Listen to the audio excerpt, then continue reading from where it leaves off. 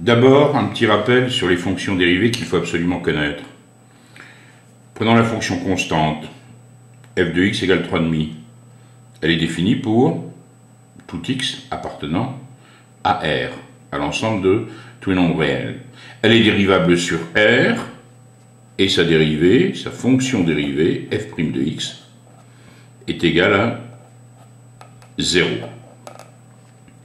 Donc, quel que soit le nombre k, si on a la fonction f définie par f de x égale k, sa dérivée f' de x est égale à 0. Si j'ai maintenant une fonction affine f de x égale moins 2x plus 5, elle est bien sûr définie sur R tout entier, elle est dérivable sur R tout entier, et sa dérivée f' de x est égale à moins 2. Le coefficient ici de x. La fonction carré, maintenant que vous connaissez bien, f de x égale x au carré, son domaine de définition, c'est bien sûr R tout entier. Elle est dérivable sur R tout entier, et la fonction dérivée, f' de x, a pour expression 2x. Vous voyez ici l'exposant, on le met devant. Prenons maintenant la fonction inverse, f de x égale 1 sur x. Attention, elle n'est pas définie sur R tout entier. X ne peut pas prendre la valeur 0.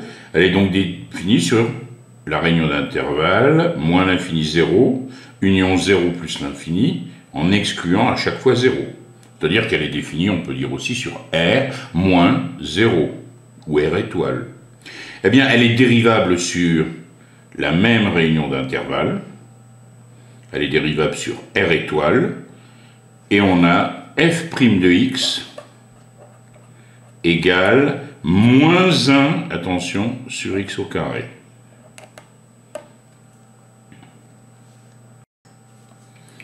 On a maintenant la fonction f qui a x associe x puissance 5. Elle est bien sûr définie sur l'ensemble des nombres réels. Elle est dérivable sur l'ensemble des nombres réels. Et on a à ce moment-là la fonction dérivée f' de x qui est égale à 5x, x puissance quoi? On enlève une unité à l'exposant, 5 moins 1, ça fait 4. La dérivée de x puissance 5, c'est 5x puissance 4. Donc, si on a une fonction f, telle que f de x égale x puissance n, avec n étant n'importe quel entier naturel, on a bien f' de x égale nx n-1, x puissance n-1.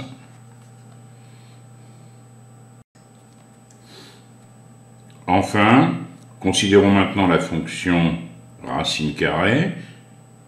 On a donc comme expression f de x égale racine de x.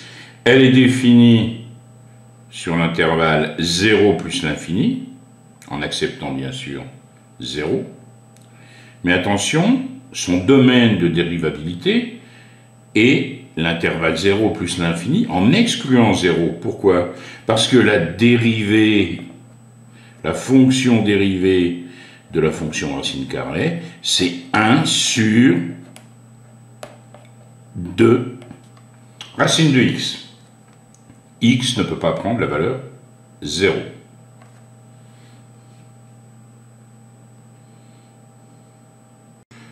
Voyons des propriétés qui vont nous être très utiles pour calculer des fonctions dérivées.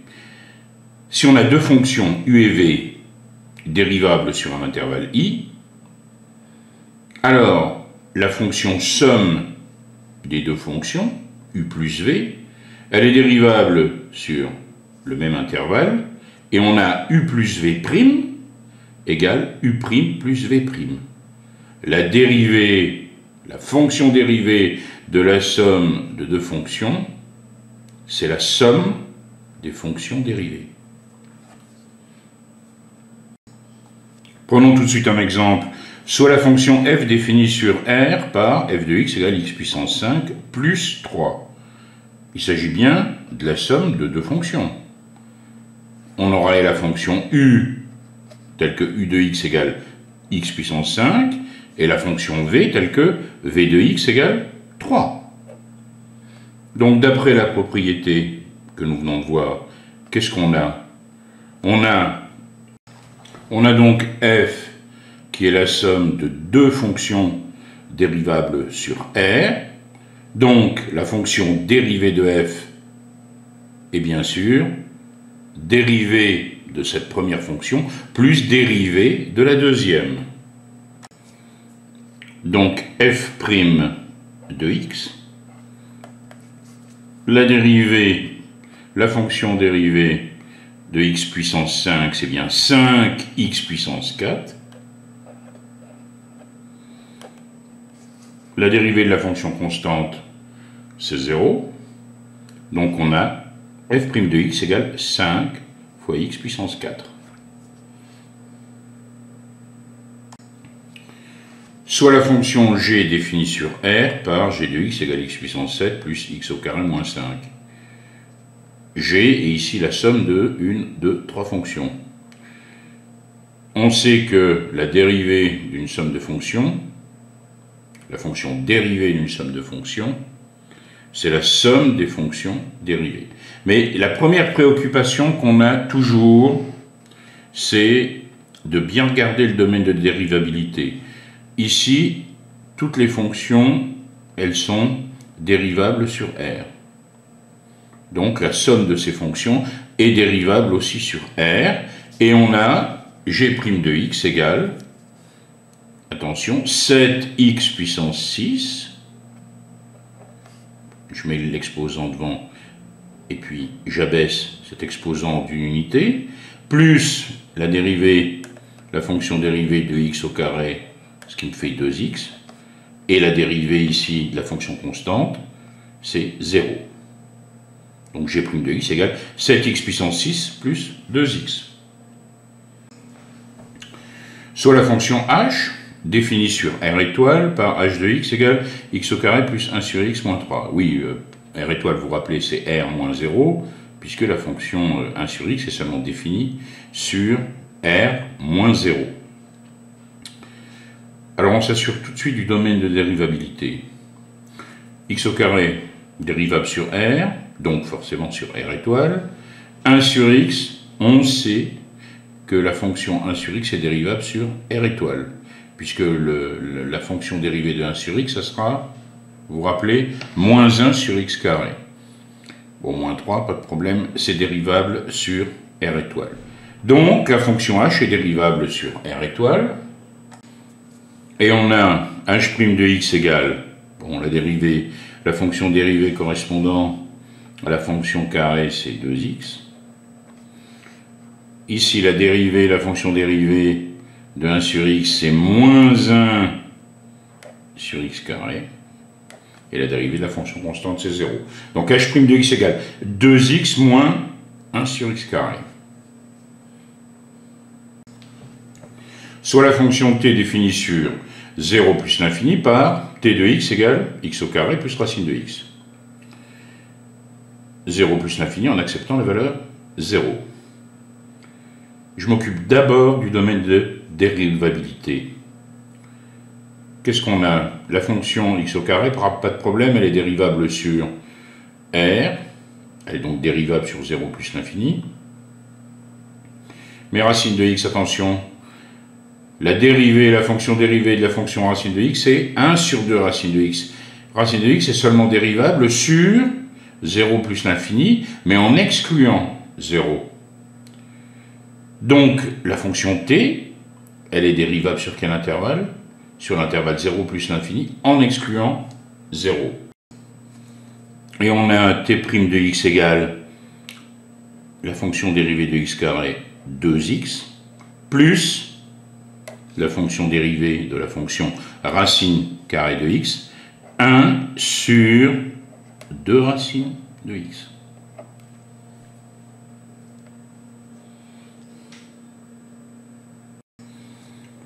Deuxième propriété, démontrée à la fin de notre vidéo, si on a u et v dérivables sur un intervalle i, alors le produit des deux fonctions, la fonction produit des deux fonctions est dérivable sur l'intervalle en question.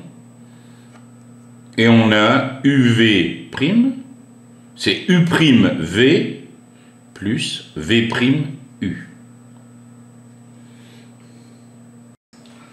Prenons tout de suite un exemple. Soit f, la fonction définie sur 0 plus l'infini par f de x égale 1 sur x fois racine de x.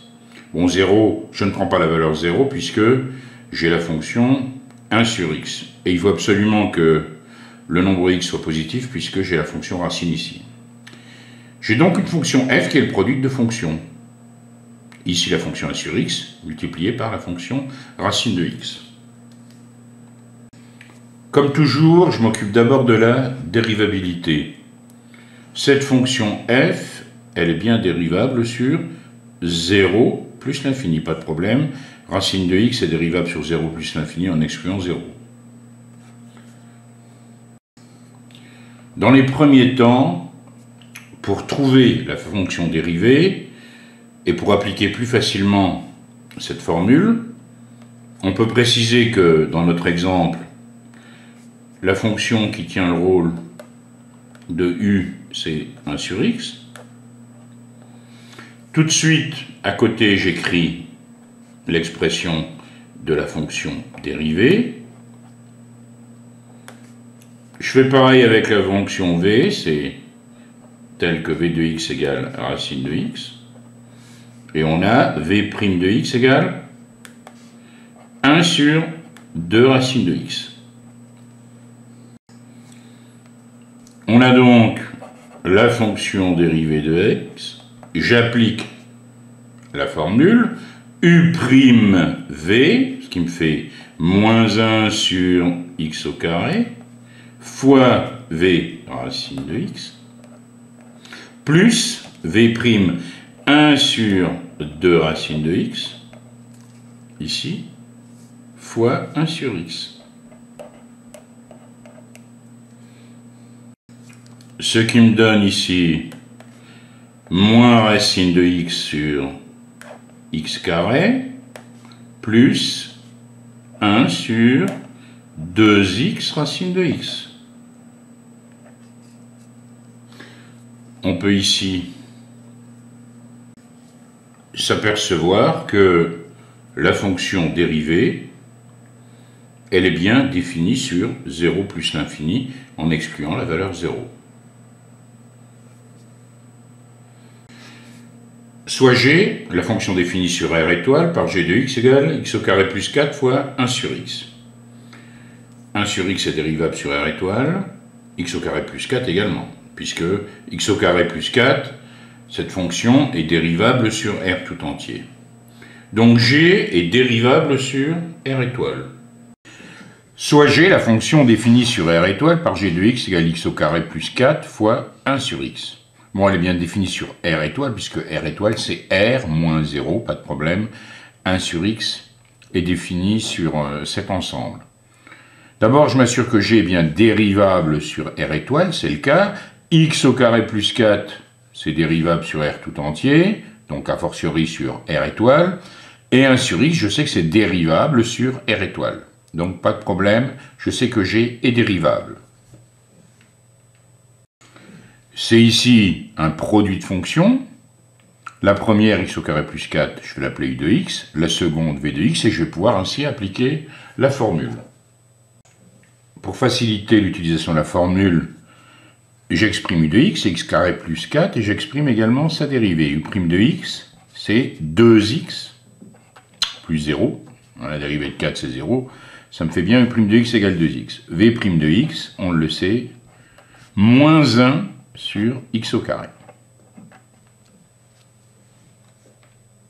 J'applique la formule g' de x, donc u'v 2x facteur de 1 sur x plus v' u moins 1 sur x carré facteur de x au carré plus 4. Cela me donne, les x ici simplifient, 2. Alors attention, moins 1 sur x carré fois x carré, cela me fait moins 1. Moins 1 sur x carré fois 4, moins 4 sur x au carré. C'est donc égal à 1 moins 4 sur x au carré. Soit h, la fonction définie sur 0 plus l'infini, par h de x égale racine de x facteur de 2x moins 3. D'abord, tout de suite le domaine de dérivabilité. Attention, racine de x est seulement dérivable sur 0 plus l'infini en enlevant la valeur 0, puisqu'on a comme dérivée 1 sur 2 racine de x. 2x moins 3, de toute façon, est dérivable sur R tout entier. Donc h de x est dérivable sur 0 plus l'infini en excluant 0. Pour déterminer l'expression de la fonction dérivée, on va essayer de ne pas écrire à chaque fois qui joue le rôle de U, qui joue le rôle de V. On va directement essayer d'appliquer la formule. On gagnera ainsi beaucoup de temps. On a ici l'expression de la fonction dérivée, h' de x, c'est quoi? U'(v). La dérivée de racine de x, c'est 1 sur 2 racine de x, multiplié par v, 2x moins 3 ici, plus v'. Attention, v', c'est la dérivée de 2x moins 3, ça me fait 2 facteur de u. 1 sur 2 racine de x fois 2x, les deux vont simplifier. J'obtiens x sur racine de x, moins 3 sur 2 racine de x, plus 2 racines de x. Bon, x sur racine de x, ça fait quoi? X c'est racine de x fois racine de x. Donc je peux simplifier par racine de x, j'obtiens donc racine de x.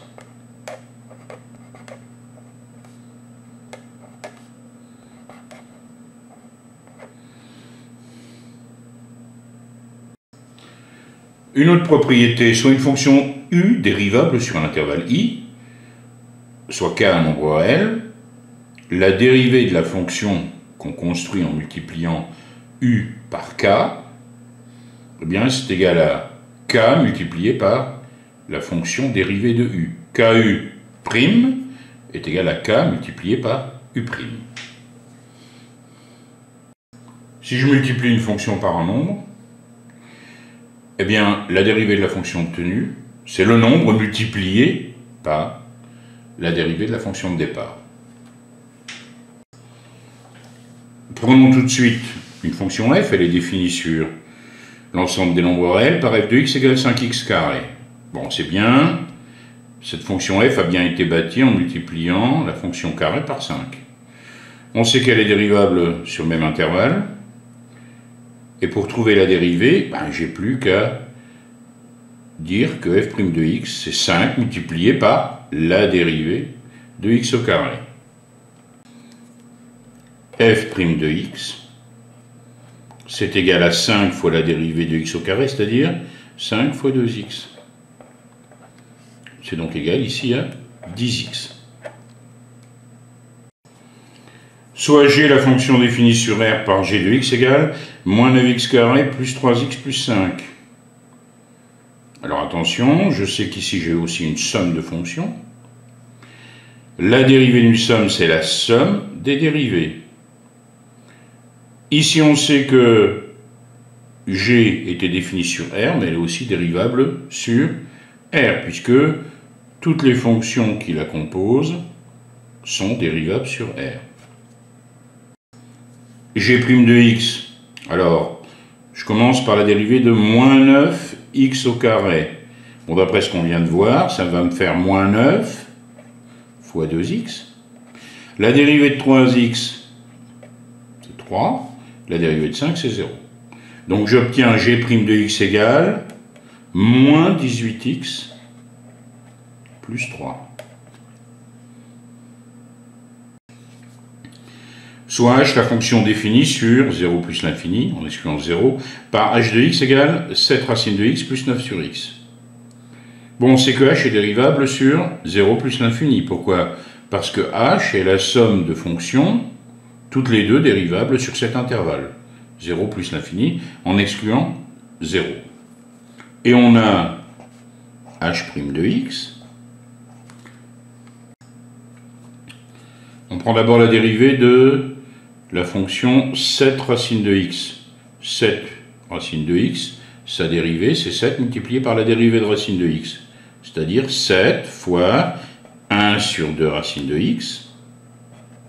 Alors attention, ensuite, 9 sur x, qu'est-ce que c'est? C'est rien d'autre que 9 multiplié par quoi? Multiplié par 1 sur x. Donc quand je veux la dérivée de 9 sur x, c'est 9 fois la dérivée de 1 sur x. Donc plus 9 fois moins 1 sur x au carré. Donc c'est égal à 7 sur 2 racines de x moins 9 sur x au carré.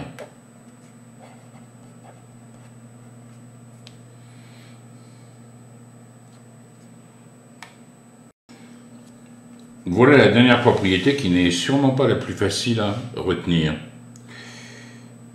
Si on a une fonction qui est construite à partir du quotient de deux fonctions, la dérivée de la fonction quotient, u sur v prime, c'est u prime v moins v prime u prime v moins v prime u sur v au carré. Prenons tout de suite un exemple. Soit f, la fonction définie sur r moins 4 tiers. Pourquoi moins 4 tiers? Parce que cette fonction, c'est la fonction telle que f de x égale 7x plus 2 sur 3x moins 4. 3x moins 4 ne doit pas être égal à 0. Donc il faut enlever la valeur 4 tiers. Les deux fonctions, 7x plus 2 et 3x moins 4, sont dérivables chaque fonction sur R. Bon, ici, attention, le domaine de définition étant R moins 4 tiers, on peut donc affirmer que la fonction f, elle est dérivable sur R moins 4 tiers. Pour appliquer plus facilement la formule, je vais préciser qui joue le rôle de u, qui joue le rôle de v. On a u de x, c'est 7x plus 2. Donc u' de x égale, attention, 7.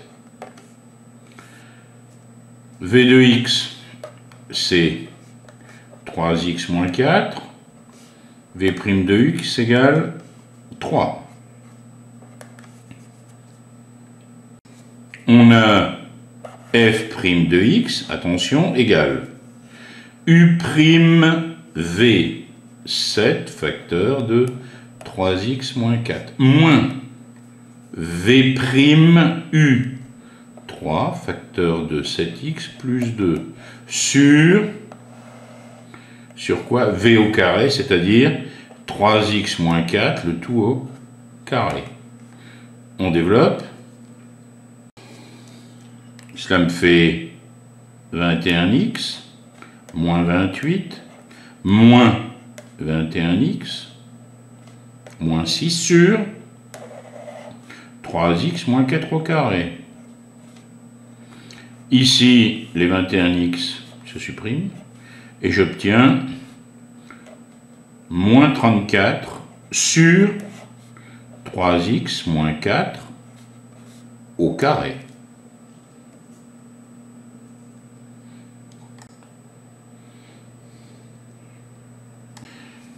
Soit la fonction g définie sur r-1k par g de x égale 3x au carré plus 1 sur 4x moins 1. Il s'agit d'un quotient de fonction. Les deux fonctions sont dérivables, 3x carré plus 1 et 4x moins 1 sur r. Donc, bien sûr qu'elles sont dérivables également sur r-1k. Donc la fonction g est dérivable sur r-1k. Un conseil maintenant, c'est s'entraîner à trouver la dérivée directement sans écrire u de x, v de x, etc. Essayons. on veut trouver g' de x, c'est égal u'v, u', n'oubliez pas le numérateur, c'est toujours u. U', cela me fait donc 6x. Pourquoi?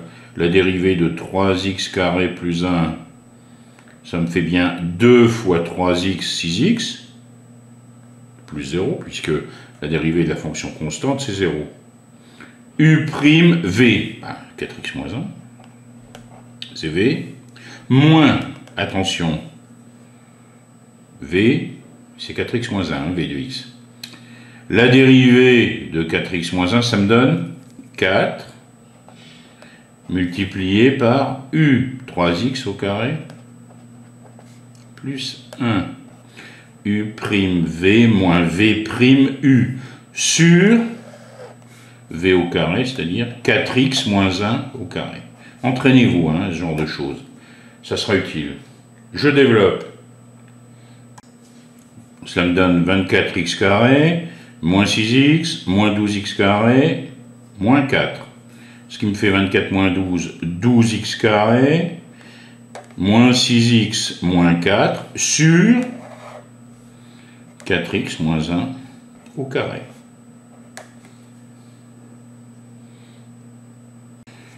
Soit h, la fonction définie sur 0 plus l'infini, en excluant 0 par h de x égale x plus 1 sur racine de x. On a un quotient de fonction. X plus 1 est dérivable sur R, racine de x est dérivable sur 0 plus l'infini en enlevant 0. Donc pas de problème. H de x est un quotient de deux fonctions, toutes les deux dérivables sur 0 plus l'infini en excluant 0. Donc la fonction h est dérivable sur cet intervalle. On a ici des fonctions comme racine de x assez complexes. On peut donc préciser le rôle de u de x et v de x. U de x, c'est x plus 1. U' de x est égal à 1. La dérivée de x plus 1. V de x, c'est racine de x. V' de x, on le sait, c'est 1 sur 2 racines de x. Je sais que la dérivée, ce sera u'v moins v'u sur v au carré. J'ai donc h' de x est égal à u'v moins v', 1 sur 2 racines de x, facteur de x plus 1, le tout sur v au carré, c'est racine de x au carré.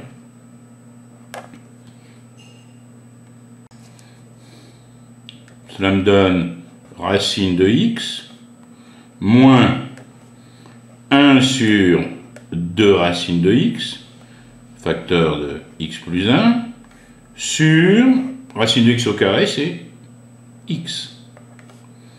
C'est égal à 2 racines de x fois racine de x, je mets tout ici en haut au même dénominateur, moins x plus 1, sur 2 racines de x, le tout sur x. C'est égal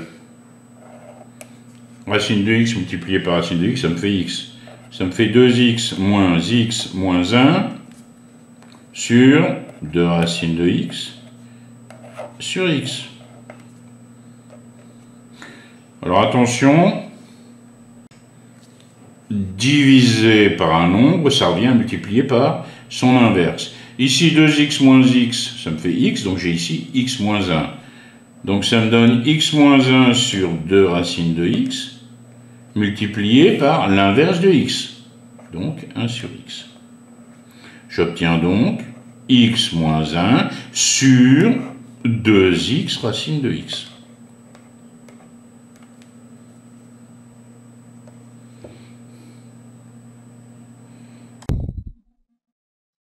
Nous allons maintenant voir à quoi peuvent nous servir les fonctions dérivées pour étudier des fonctions. On a ici une fonction f de x égale 1 quart de x au carré. Vous reconnaissez la représentation graphique de cette fonction, c'est une parabole. Vous savez aussi le sens de variation de cette fonction. Vous connaissez le sens de variation de la fonction de référence carré.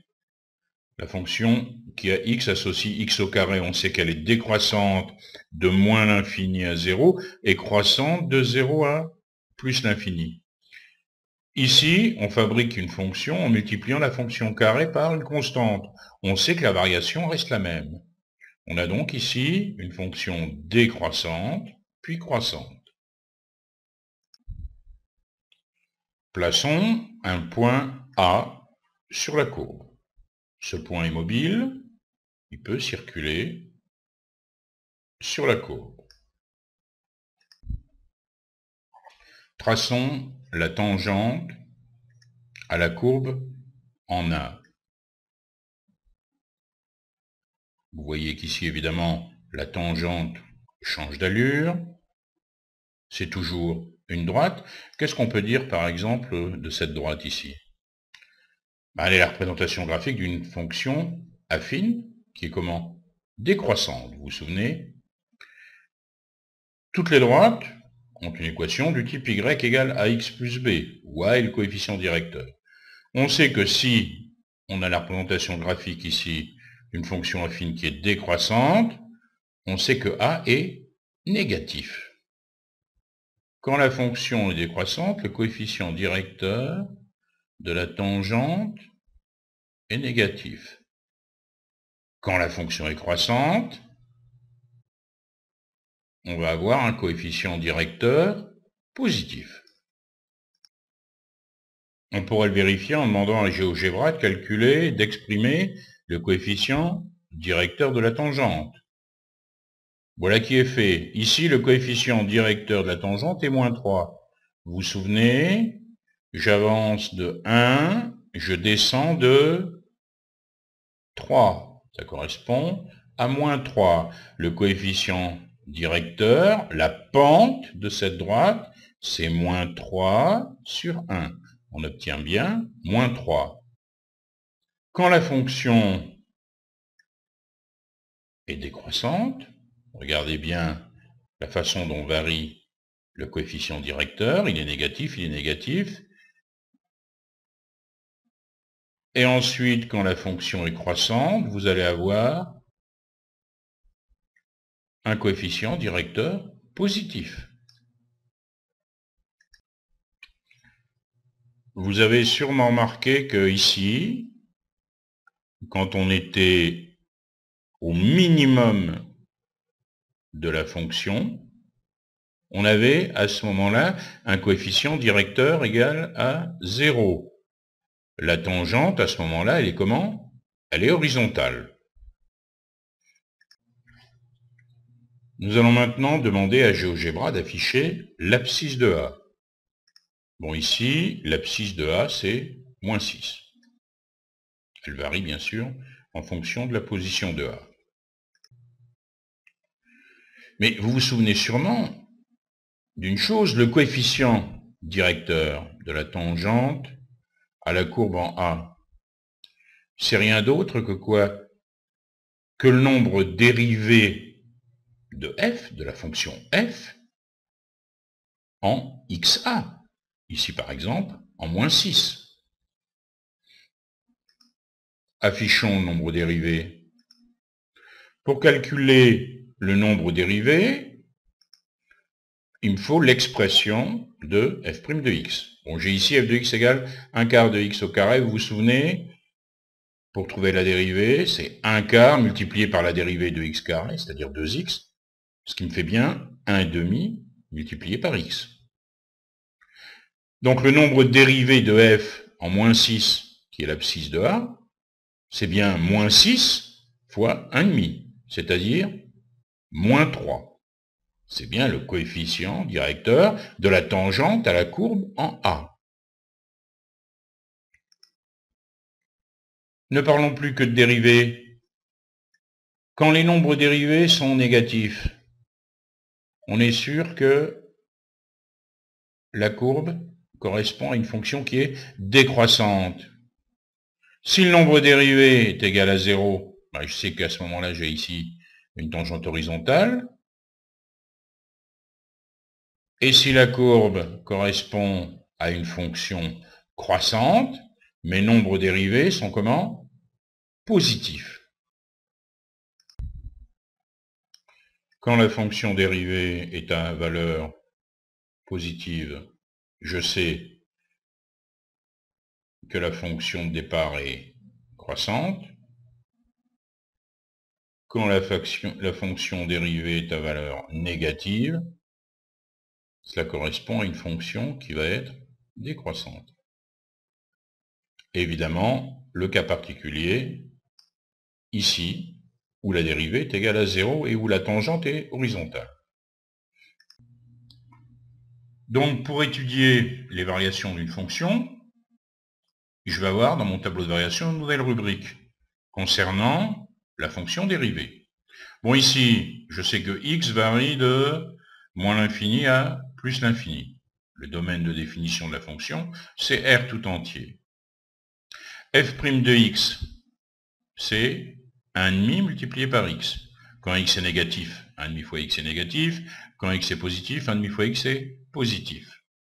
Donc ça me permet ici d'indiquer dans une nouvelle rubrique le signe de f' de x. f' de x est négatif, ici, entre moins l'infini et 0, et positif sur l'intervalle 0 plus l'infini. Je sais que si le signe de la dérivée est négatif, j'ai une fonction qui va être décroissante. Si le signe de la dérivée est positif, croissante. J'indique ici que f' de 0 est égal à 0. 1,5 fois 0, ça fait 0. f de x, 1 quart fois 0 carré, ça me fait bien 0.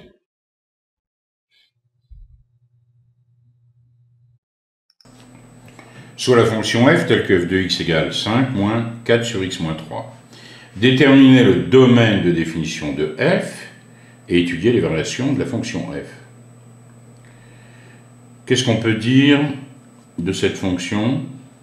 Elle n'est pas définie pour x égale 3. Le dénominateur ne peut pas être nul. En règle générale, de toute façon, quand on a un domaine de définition à trouver, on s'intéresse aux racines, on s'intéresse au dénominateur, principalement.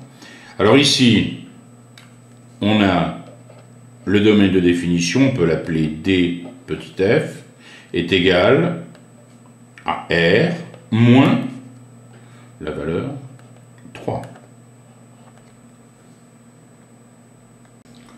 Pour pouvoir étudier les variations de la fonction, on va s'intéresser à sa dérivée, à sa fonction dérivée. Attention, toujours se préoccuper sur quel domaine la fonction est dérivable. Ici, 4 sur x moins 3, c'est dérivable sur r moins la valeur 3. 5, c'est dérivable sur r tout entier, c'est une fonction constante. Donc, cette fonction f de x étant constituée d'une addition, d'une somme de fonctions dérivables sur cet intervalle, on sait que la fonction f est dérivable sur r moins 3. Voyons maintenant l'expression de la dérivée, f' de x. f' de x, on a ici une somme de fonctions dérivées, la dérivée de 5 c'est 0, et il me reste à trouver donc la dérivée de moins 4 sur x moins 3.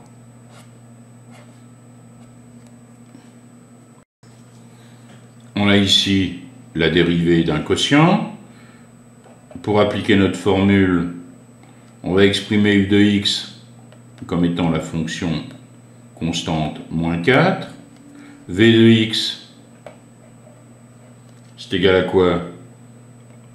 X moins 3. U' de x, ça va me donner 0. Et v' de x, 1. On n'a plus qu'à appliquer la formule. Alors attention, on va avoir f' de x est égal à u'v moins V'(U) sur V au carré.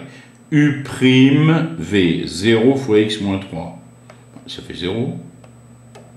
Moins, attention, V'(U), moins 4. Sur V au carré, c'est-à-dire x moins 3 au carré. C'est égal, moins 4, ça me fait 4 sur x moins 3 au carré. X moins 3 au carré, c'est toujours positif, 4 est positif, donc f' de x est toujours positif. Donc ça me donne un renseignement, c'est que la fonction est comment? Croissante. Dressons le tableau de variation. X varie de moins l'infini à plus l'infini. Attention à la valeur 3. Cette valeur 3 n'est pas une valeur permise. F de 3 n'existe pas. Ici, on indique le signe de la fonction dérivée. Elle est à valeur tout le temps positive. Il ne me reste plus qu'à indiquer les variations de f.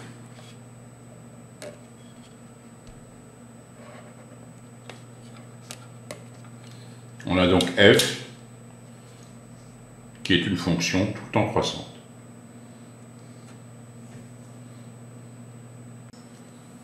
Il est toujours intéressant de vérifier son résultat à la calculatrice. Je rentre la fonction 5 moins 4 sur, attention aux parenthèses, x moins 3. Je vais directement voir le graphe. On a bien ici une fonction croissante, et f de x est indéterminé pour x égale 3.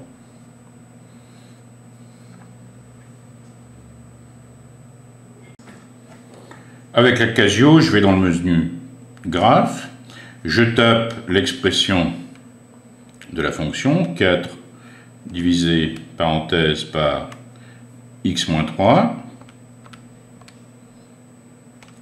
La fonction est rentrée, j'ai appuyé sur la touche exe. Je tape sur F6 pour afficher le graphe et on voit bien que j'ai ici une fonction qui est comment? Croissante.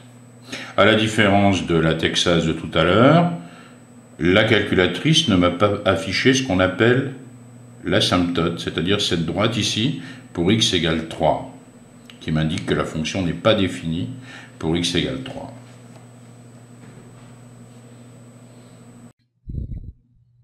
On a ici une fonction f qui est définie sur l'intervalle moins 12, 12. Comme on peut le constater, on a ici une fonction qui est croissante. Elle est croissante et elle atteint un maximum ici. Ensuite, elle décroît. Elle atteint apparemment un minimum ici. Elle croît à nouveau. Et on obtient ici un second maximum. On peut demander à GeoGebra de placer les points qui correspondent à ces maximums et à ces minimums. Faisons-le. On a bien 3 points. On a ici indiqué les valeurs des deux maximums, 5,13, 4,08, et puis la valeur ici du minimum, 0,25. Bon, on est un peu ennuyé ici, parce que c'est comme si on avait deux maximums. Ça nous choque. Oui, c'est pour ça qu'il faut bien préciser l'intervalle sur lequel on travaille. Ce point ici, eh bien, on peut le considérer comme un maximum si on dit qu'on travaille sur l'intervalle, par exemple, 0,12. Sur l'intervalle 0,12, le maximum de la fonction correspond bien à 4,08. Par contre, si je prends l'intervalle moins 12, 12, 4,08 sera seulement un maximum local. Les maximums, les minimums, ça forme la famille de ce qu'on appelle des extrémums. Donc un extrémum, l'extrémum d'une fonction, c'est soit un maximum, soit un minimum. Plaçons un point A sur la courbe. On trace la tangente à la courbe en A. À chaque fois que A va se confondre avec un extrémum, la tangente sera horizontale. Or, vous vous rappelez, qu'est-ce que c'est que le coefficient directeur de cette tangente? C'est rien d'autre que le nombre dérivé de la fonction f en x de a, en l'abscisse de a. Affichons ce nombre dérivé, on le voit ici, il correspond au coefficient direct de la tangente. Quand a se confond avec un extrémum, on trouve un nombre dérivé égal à 0. À chaque fois que la fonction dérivée s'annule, je sais que cela correspond à un extrémum. Voyons tout de suite une application. On a une fonction f définie sur R par f de x égale 2 tiers de x au cube plus 5 demi de x carré moins 3x plus 5. Bon, je sais que la fonction elle va être dérivable sur R. Elle est composée que de fonctions dérivables sur R. Déterminons f' de x. La dérivée d'une somme, c'est la somme des dérivées. On va d'abord dériver 2 tiers de x au cube. Ça me fait 3 fois 2 tiers fois x au carré. Les 3 simplifient. Ça me fait donc 2x carré. Je dérive maintenant 5 demi de x carré. Ça me fait 2 fois 5 demi fois x, c'est-à-dire 5x.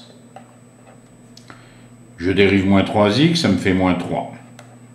Et puis la constante, sa dérivée, c'est 0. J'obtiens donc f' de x égale 2x au carré plus 5x moins 3. Pour savoir le signe de f' de x, j'ai besoin de savoir le signe de ce polynôme ici. Pour ça, je calcule son discriminant. J'ai quoi? Delta égale b au carré moins 4ac. b au carré, 5 au carré, 25. Moins 4 ac. Facteur de 2 fois moins 3. Ce qui me fait 25 plus 24, c'est-à-dire 49.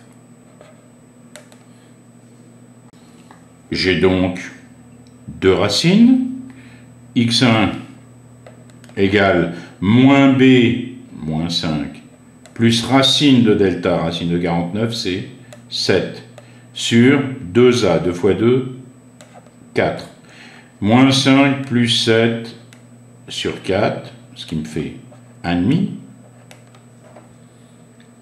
Et l'autre racine, x2, égale moins 5 moins 7 sur 4. Moins 12 sur 4, ça me fait moins 3.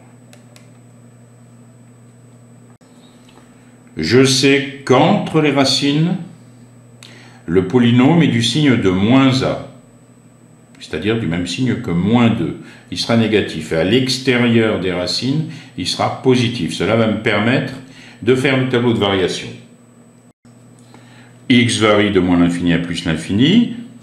On va noter les deux racines, puisqu'elles nous permettent de connaître le signe de la dérivée. On s'intéresse au signe de la dérivée, f' de x. Entre les racines, la dérivée, on l'a vu, est négative. Elle est du signe de moins a. À l'extérieur, elle est positive. Et la dérivée s'annule pour x égale 1,5 et x égale moins 3. Je peux avoir directement les variations de f. F est croissante de moins l'infini à moins 3. Quand x appartient à moins 3,5, elle est décroissante, et elle est croissante, 1,5 à plus l'infini. J'ai ici un maximum et un minimum. Pour les déterminer, il suffit que je calcule l'image de moins 3 et l'image de 1,5. Pour calculer l'image de moins 3, je vais d'abord entrer ici dans ma calculatrice la fonction. Ensuite, attention, c'est important, il faut que je quitte ce menu. Second, quitte. Et maintenant, j'utilise une touche qui s'appelle vars. Vous le voyez, cette touche vars. Ici, vous choisissez yvars, c'est pour les fonctions. Et directement, vous allez avoir la fonction qui m'intéresse, c'est la première, c'est y1. y1, et vous tapez de moins 3. Et vous avez la valeur 18,5. De la même façon pour 1,5, vars, yvars, fonction, y1 de 1,5. Et j'obtiens 4 virgules, etc., que je vais transformer en fractions en utilisant la touche mat, frac, et j'obtiens 101 sur 24, ce qui me permet d'écrire une valeur exacte. On a donc un minimum de 101 sur 24, autour de 4,20, et puis un maximum de 18,5. Avec la Casio, j'ai rentré la fonction ici que vous voyez. Je reviens au menu, je vais au sous-menu table, et ici je vais paramétrer la table pour démarrer la valeur qui m'intéresse. La valeur qui m'intéresse, c'est évidemment moins 3.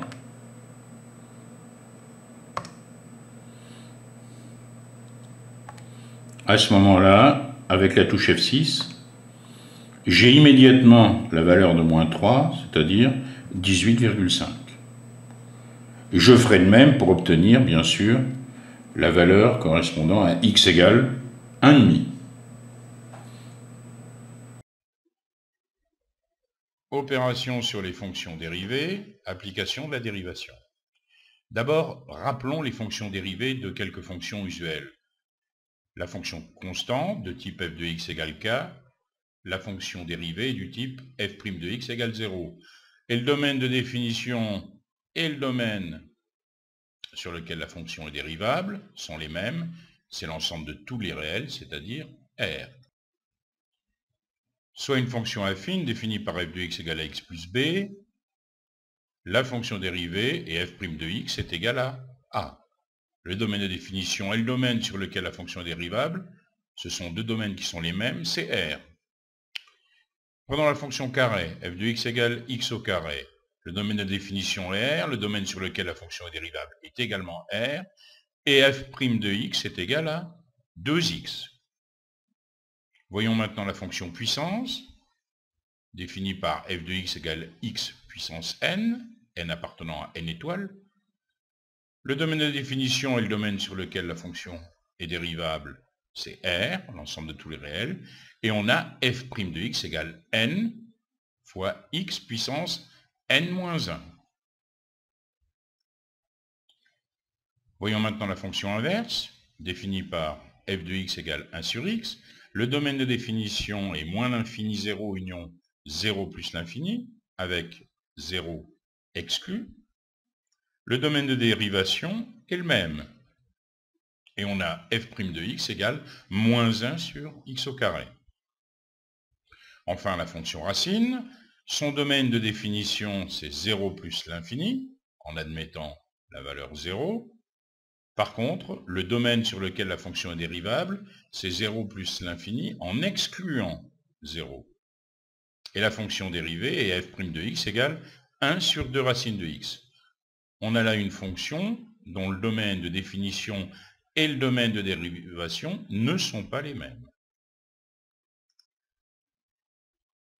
Voyons maintenant les opérations sur les fonctions dérivées. Intéressons-nous d'abord à la dérivée de la fonction u plus v, soit u et v, deux fonctions dérivables sur un intervalle i. La fonction somme u plus v est alors dérivable sur i, et on a u plus v' égale u' plus v'. La fonction dérivée de la somme des fonctions est la somme des fonctions dérivées. Voyons la démonstration. Soit a et a plus h, deux nombres réels appartenant à i. Nous allons exprimer le taux d'accroissement de la fonction u plus v entre a et a plus h. On a donc ce taux d'accroissement qui est égal à u plus v de a plus h moins u plus v de a sur h. C'est égal à u de a plus h moins u de a sur h plus v de a plus h moins v de a sur h. J'ai tout simplement écrit que u plus v de a plus h, c'était bien u plus v de a plus u plus v de h. Si on prend le premier terme de la somme obtenue, u de a plus h moins u de a sur h tend vers u' de a, quand h tend vers 0, puisque u est dérivable sur i. De la même façon, v de a plus h moins v de a sur h tend vers v' de a, quand h tend vers 0, v étant dérivable sur i.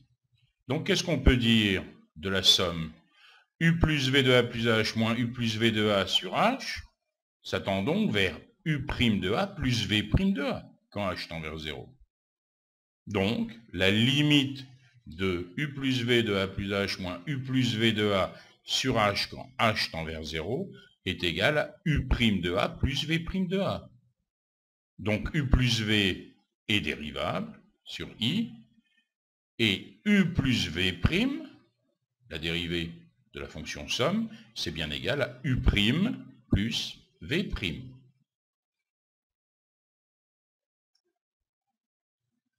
Prenons tout de suite un exemple. Soit la fonction w définie sur l'intervalle ouvert 0 plus l'infini, définie par w de x égale x au carré plus 1 sur x. On voit tout de suite que w est la somme de deux fonctions, u et v, toutes les deux définies et dérivables sur 0 plus l'infini, définies par u de x égale x au carré et v de x égale 1 sur x. D'après la propriété que nous avons vue, w est donc dérivable sur i, et w' de x est égal à u' de x plus v' de x égale 2x, la dérivée de x carré, moins 1 sur x carré, correspondant à la dérivée de 1 sur x.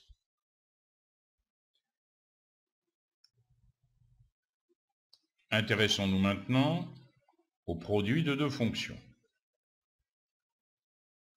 Soit u et v de fonctions dérivables sur un intervalle i. Alors la fonction produit u fois v est dérivable sur i, et u fois v', la dérivée du produit des fonctions, est égale à u' fois v plus u fois v'. Voyons la démonstration. A et a plus h sont deux nombres réels appartenant à i. On va bien sûr exprimer le taux d'accroissement de la fonction produit, u fois v, entre a et a plus h. C'est donc uv de a plus h moins uv de a sur h. C'est égal à u de a plus h fois v de a plus h moins u de a fois v de a, le tout sur h. Pour les besoins de la démonstration, j'ajoute et je retire le même terme au numérateur. En l'occurrence, le terme u de a fois v de a plus h. Qu'est-ce que j'obtiens alors? J'obtiens u de a plus h moins u de a, facteur de V de A plus H, plus U de A, facteur de V de A plus H moins V de A, de tout sur H. Et c'est égal à U de A plus H moins U de A sur H, fois V de A plus H, plus U de A fois V de A plus H moins V de A sur H. Les deux dernières expressions sont identiques. C'est seulement la disposition qui est différente. U de A plus H moins U de A sur H tend vers U' de A quand H tend vers 0, puisque U est dérivable sur I. De la même façon, V de A plus H moins V de A sur H tend vers V' de A quand H tend vers 0. De plus, V de A plus H tend vers V de A quand H tend vers 0. Donc, qu'est-ce qu'on peut dire?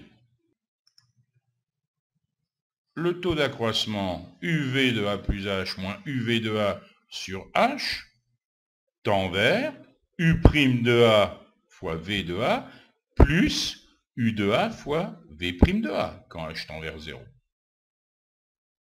Donc, je peux écrire que la limite de UV de A plus H moins UV de A sur H quand H tend vers 0 est égale à U' de A fois V de A plus UA fois V' de A. Donc, on a montré que UV était dérivable sur I, et UV', c'est bien U'V plus UV'.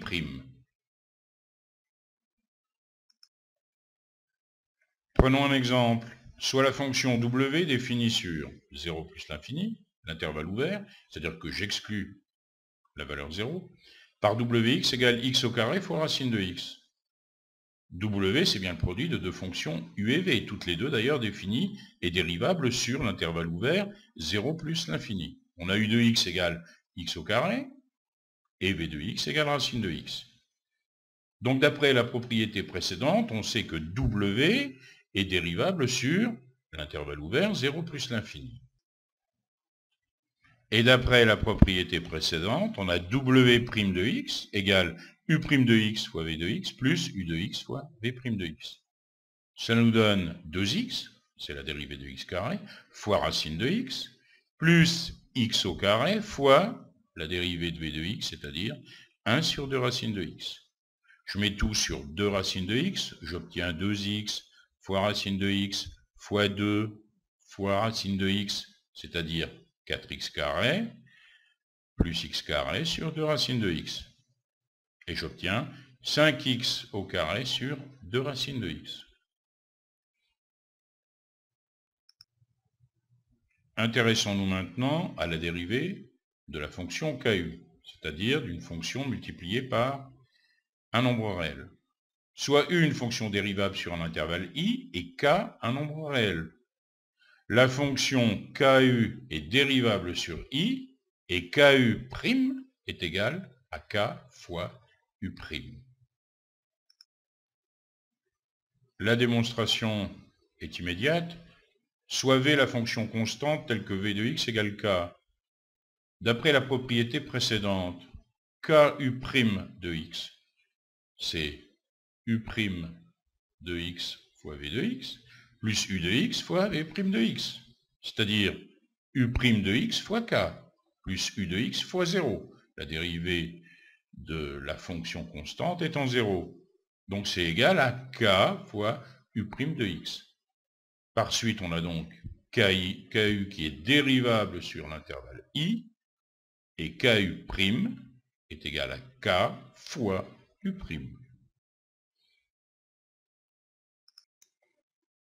Prenons un exemple, soit la fonction W définie sur l'intervalle ouvert 4 plus l'infini, par Wx égale 2x moins 1 sur x moins 4. W, c'est bien le quotient de deux fonctions U et V. Elles sont toutes les deux définies et dérivables sur 4 plus l'infini. On a U de x égale 2x moins 1 et V de x égale x moins 4. Donc d'après la propriété précédente, W est dérivable sur I. Et on a alors W' de x égale U' de x fois V de x moins U de x fois V' de x sur v de x au carré. C'est-à-dire 2 multiplié par x moins 4, parce que la dérivée de 2x moins 1, c'est bien 2, moins 2x moins 1 fois 1, la dérivée de x moins 4 étant 1, sur x moins 4 au carré. Je développe, ça me donne 2x moins 8, moins 2x, plus 1, sur x moins 4 au carré. C'est égal à moins 7 sur x moins 4 au carré. Une conséquence de la propriété précédente.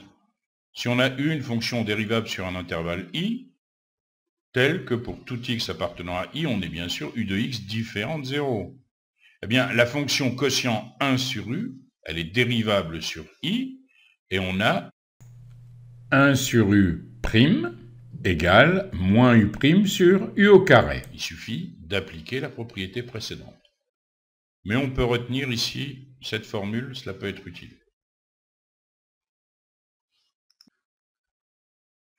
Je vais utiliser quelques-unes de ces règles d'opération que nous venons de voir pour trouver la fonction dérivée d'une fonction polynôme p définie sur R par p de x égale 5x puissance 4 moins 7x puissance 3 plus 6. P' de x, c'est égal à la dérivée de 5x puissance 4 plus la dérivée de moins 7x puissance 3 plus la dérivée de 6. C'est ce qu'on a vu. Occupons-nous d'abord de la dérivée de 5x puissance 4. C'est du type k fois u. Donc la dérivée, ça sera k, 5 fois la dérivée de x puissance 4. Moins 7 fois la dérivée de x puissance 3. Bon, la dérivée d'une fonction constante, c'est 0. J'obtiens donc 5 fois 4 fois x au cube. Pourquoi? Parce que la dérivée de x puissance 4, c'est 4, l'exposant qu'on met devant, fois x, et on enlève une unité à la puissance. La dérivée de x au cube, ça va me donner quoi? 3 fois x au carré. J'obtiens donc 20x au cube moins 21 fois x au carré. Voyons maintenant les applications de la dérivation. Nous allons admettre une propriété très importante. Si on prend f une fonction dérivable sur un intervalle i, f est croissante sur i si et seulement si la fonction dérivée f' est positive sur i. Ce qui revient à dire que pour tout nombre réel x appartenant à i, f' de x est supérieur ou égal à 0. F est décroissante sur i si et seulement si la fonction dérivée f' est négative sur i. Ce qui revient à dire que pour tout nombre réel x appartenant à i, f' de x est inférieur ou égal à 0. Enfin, f est constante sur i si et seulement si la fonction dérivée f' est nulle sur i. Ce qui revient à dire que pour tout nombre réel x appartenant à i, on a f' de x est égal à 0. Prenons immédiatement un exemple. Soit la fonction u définie sur l'intervalle fermé 0,4 par u de x égale x moins 2 fois racine de x. Cette fonction u, elle est dérivable sur 0,4, mais attention, en excluant 0, car elle est le produit de deux fonctions dérivables sur l'intervalle semi-ouvert 0, 4. Il faut exclure 0 du domaine de dérivation, car la fonction racine de x n'est dérivable que sur r moins 0. On a donc u' de x égale x moins 2 prime fois racine de x plus x moins 2 fois racine de x prime. On applique en fait une propriété précédente sur la fonction dérivée d'une fonction produit. U' v plus v' u. La dérivée de x moins 2, c'est 1. J'obtiens 1 fois racine de x, plus la dérivée de racine de x, c'est 1 sur 2 racine de x. Je mets tout sur 2 racines de x. J'obtiens alors 2 fois racine de x fois racine de x, plus x moins 2 sur 2 racines de x. 2 fois racine de x fois racine de x, ça me donne 2x plus x. Cela me fait 3x moins 2 sur 2 racines de x. Regardons de près la fonction dérivée obtenue. On a 3x moins 2 sur 2 racines de x. Bon, le dénominateur est toujours positif, puisque racine de x est forcément positif. Donc, le signe de la dérivée ne dépend que du signe de 3x moins 2. Or, 3x moins 2 est supérieur à 0 si et seulement si x est supérieur à 2 tiers. Donc, u' de x est inférieur à 0 si x est inférieur à 2 tiers. Sur l'intervalle que nous considérons, on a donc u' de x négatif sur 0, 2 tiers. Par contre, sur 2 tiers, 4, u' de x sera positif. Donc par suite, d'après la propriété précédente, qu'est-ce qu'on peut dire? La fonction u va être décroissante sur 0, 2 tiers, et croissante bien sûr sur 2 tiers, 4. Pour regrouper tous ces résultats, on va faire à nouveau un tableau de variation. Mais on va ajouter une rangée. Une ligne ici qui va nous permettre d'écrire le signe de u' de x. U' de x est négatif entre 0 et 2 tiers, je mets ici ce moins. Il est positif entre 2 tiers et 4. Bon, pour la valeur de tiers, on obtient 0. Je mets ici une double barre, puisque prime de x n'est pas défini pour 0. Je n'ai pas besoin de mettre d'informations supplémentaires. Qu'est-ce que je sais alors? C'est que u est une fonction décroissante sur 0, 2 tiers, et croissante sur 2 tiers, 4. On peut ici mettre les images de 0, 2 tiers et de 4 obtenues par la fonction u.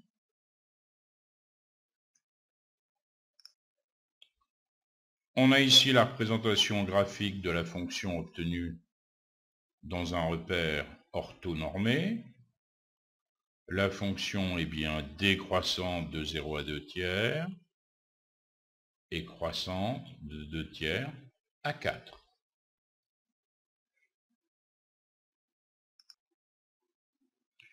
Soit f une fonction dérivable sur un intervalle i et a un nombre réel appartenant à i. On dira que f, la fonction f, admet un maximum local f de a en a s'il existe un intervalle ouvert cd inclus dans i et contenant a tel que pour tout x appartenant à l'intervalle cd, on est f de x inférieur ou égal à f de a. F admettra un minimum local f de a en a s'il existe un intervalle ouvert cd inclus dans i et contenant a, tel que pour tout x appartenant à cd, f de x soit supérieur ou égal à f de a. Illustrons tout de suite cette définition assez compliquée par un exemple. Je reprends l'exemple précédent. On avait la fonction u définie par u de x égale x moins 2 fois racine de x. On l'avait définie sur l'intervalle 0, 4, l'intervalle fermé. Eh bien, si vous prenez 2 tiers ici, u admet un minimum local en 2 tiers. Parce que si vous prenez n'importe quel intervalle cd, inclus dans l'intervalle i, c'est-à-dire l'intervalle ici 0, 4, eh bien, on s'aperçoit bien que tous les x qui se trouvent entre c et d, leur image, u de x, elle est forcément supérieure ou égale à l'image de 2 tiers. Donc, on peut dire que u admet bien un minimum local en 2 tiers. Ce minimum aura quoi pour valeur? Évidemment, ça sera le minimum atteint par la fonction, c'est-à-dire l'image ici de 2 tiers.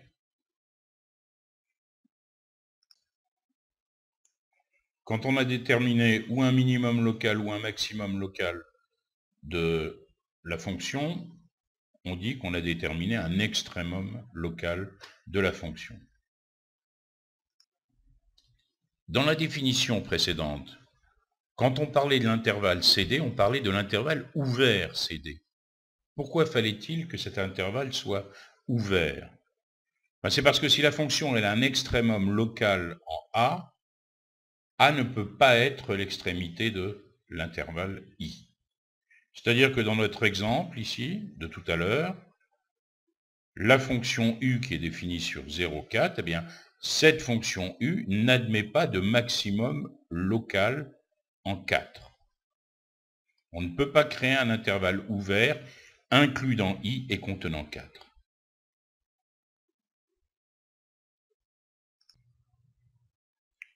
Voyons maintenant une dernière propriété de ce chapitre.